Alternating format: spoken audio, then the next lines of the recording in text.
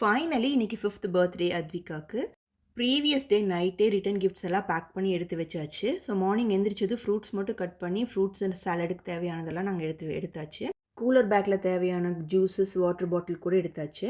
அது கூடயே நான் இந்த ஃப்ரிட்ஜில ஆல்ரெடி நான் ஸ்டோர் பண்ணி வச்சிருந்த ஃப்ரூட்ஸ் பாக்ஸஸும் உள்ள வச்சுட்டேன். ஏன்னா இன்னைக்கு ரொம்ப சன்னியா இருக்க போகுது. அதனால இது கொஞ்சம் சில்லுன்னு அப்படியே இருக்கும் இந்த கூலர் பேக்கில வைக்கிறப்ப. ஸோ அங்கே போய் டெக்கரேஷன் ஸ்டார்ட் பண்ண வேண்டியது தான். இங்கே வந்துட்டு அத்விகாவுக்கு வந்துட்டு ரெடி பண்ணி வீட்லேயே ரெடி பண்ணி கூட்டிகிட்டு போயாச்சு. சிம்பிள் அண்ட் இதான். ஏன்னா அங்கே பார்க்கில் போய் விளையாடுறப்ப அவளுக்கு கொஞ்சம் ஃப்ரீயாக இருக்கிறதுக்காக சிம்பிளாக ரெடி ஆயாச்சு. அங்கே போயிட்டு நாங்கள் ஒரு டேபிள் டெக்கரேஷன் மட்டும் பண்ணோம். நீட்டாக ரொம்ப சிம்பிளாக தான்.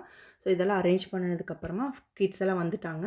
ஸோ அவங்க கூட சேர்ந்து கேக் கட் பண்ணி ஃபுல்லாக விளையாடி 2 ஹவர்ஸ் எப்படி போச்சுன்னே தெரில. ரொம்ப ஜாலியாக என்ஜாய் பண்ண அத்விகா. அத்வி ஆசைப்பட்ட மாதிரி அவளோட 5th பர்த்டே ரொம்ப சூப்பராக போச்சு. அவளோட ஃப்ரெண்ட்ஸ் கூட எல்லாருக்கூடயும் சேர்ந்து ரொம்ப ஹாப்பியாக செலிப்ரேட் பண்ணா. டைம் ரொம்ப குயிக்காக போயிட்டுருக்குது. அதுக்குள்ளே 5 வருஷம் ஆயிடுச்சா அப்படிங்கிற மாதிரி இருக்குது.